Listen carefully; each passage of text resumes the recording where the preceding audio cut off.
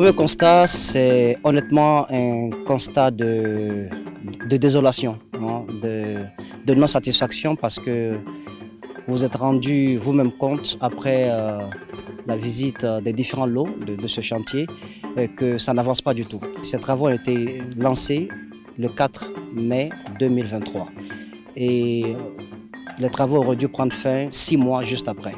Les entreprises, parce que les travaux ont été subdivisés en 5 lots pour 5 entreprises, et bien, chacune d'entre elles s'était engagée à préfinancer à hauteur de 100% les travaux.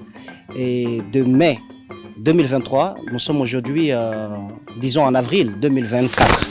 Et les chantiers, je pense que le taux d'exécution pour l'ensemble, le taux d'avancement pour l'ensemble des lots, ça ne dépasse pas les 25%, les 28%. Donc ce qui veut dire qu'il y a un retard véritable et puis il y a un manque de volonté. Et à cela s'ajoute le fait que les entreprises n'ont pas respecté les engagements qu'elles ont librement signés. Elles se sont engagées à préfinancer à hauteur de 100% ces travaux. Cet endroit part de la volonté ferme, de la détermination du gouvernement, du président de la République, de développer un peu et de valoriser nos offres touristiques. Il faut diversifier ces offres touristiques. Nous avons un véritable potentiel mais qui n'est pas valorisé. Donc ce chantier part de ce constat-là.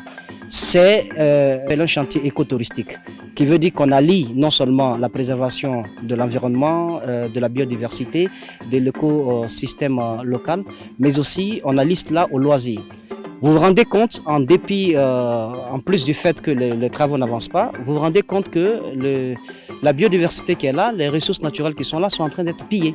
Vous vous êtes rendu compte qu'il y a des fabrications un peu partout artisanales du charbon de bois. Et donc on détruit les arbres qui sont là. On parle quand même d'un site appelé le voile de la mariée. Ben, le voile de la mariée parce qu'il y a une chute. Il y a une chute parce qu'il y a un couvert végétal. S'il n'y a pas de couvert végétal, s'il n'y a pas de ressources naturelles, mais il y a absolument, cet investissement n'en vaut pas la peine. Donc je pense qu'il y a lieu d'interpeller d'abord les responsables administratifs de la préfecture, mais aussi surtout les entrepreneurs et celui qui est chargé, celui qui est à la tête du bureau d'études, pour que chacun prenne sa responsabilité.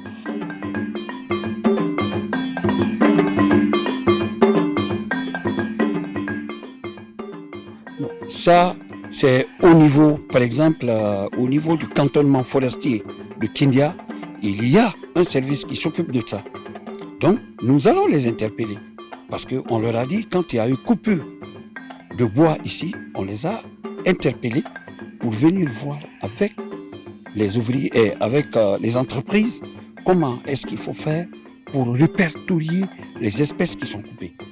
Ensuite, faire un état des lieux et nous le remonter.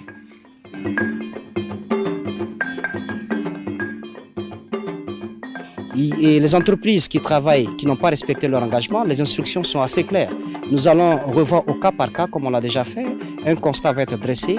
Celles qui sont en mesure de continuer les travaux vont continuer. Celles qui ne sont pas en mesure, nous allons résilier les contrats de façon simple parce qu'on n'a pas vraiment intérêt à ce que la prochaine saison des pluies trouve ce chantier dans cet état-là. Ça ne fait pas honneur à la parole présidentielle. On ne fait pas également honneur à nos concitoyens auxquels nous avons promis donc de quand même mettre en valeur ces différents sites touristiques. Le voile de la mariée ne mérite pas le visage qu'il a aujourd'hui.